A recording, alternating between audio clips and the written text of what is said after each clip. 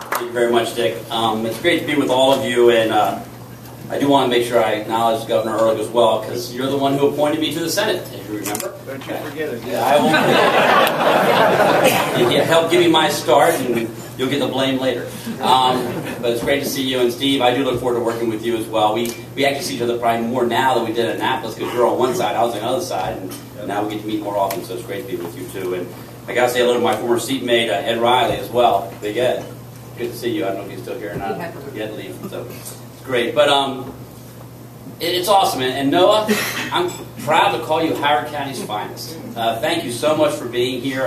And Troop 944, that troop seems to have so many Eagle Scouts. I'm sure it's a lot to do with Chip and Lynn Galloway and all the work you guys do. But I think I was just there 2 weeks ago for a service for a couple folks. I look forward to coming to yours when you reach that level. So thank you very much for being here. And we do get to go to Eagle Scout ceremonies, as Steve said and the governor said. And they really are awesome times. And as I would tell people quite often, I'd go maybe this time of year, and I'd sit down and I'd say, you know, I need some refuge from Annapolis.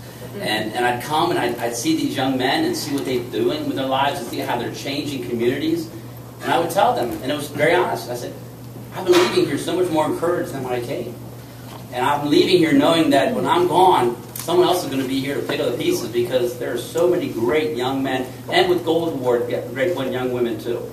And so that's one of the things that we get to do as elected officials. We get the opportunity to go to these things. And I want to tell you how great it is, and I really do appreciate all the folks who contribute so much to make that happen. And that includes you, those who have contributed and those who may contribute in the future, because you make that difference in young men's lives.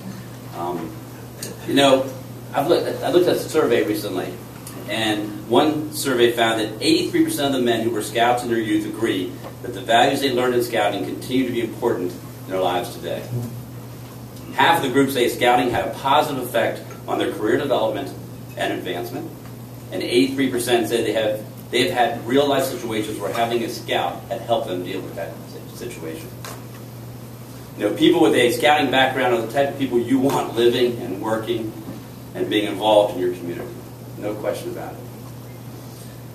You look at some of the traits that scouting teaches and how they stay with the individuals throughout their lives. Scouts are helpful. 80% of scouts surveyed believe helping others should come before their own self-interests. Scouts are friendly. Again, 80% of scouts say scouting taught them to treat others with respect and get along better with others. Scouts are courteous. 90% of scouts surveyed believe older people should be treated with respect. Isn't that something we need to continue to be thinking of? Scouts are kind. 78% of those who were scouts say scouting taught them to care about other people. Scouts are responsible. They exhibit a higher sense of responsibility to give back through volunteering and donating. And scouts are cheerful. Overall, those who are scouts are happy with their schools and their neighborhoods, and they tend to be more concerned about the state of the world. Scouts are good stewards of our environment. 79% of scouts say scouting taught them to take better care of the environment. Scouts overwhelm and inspire me with their creativity and dedication.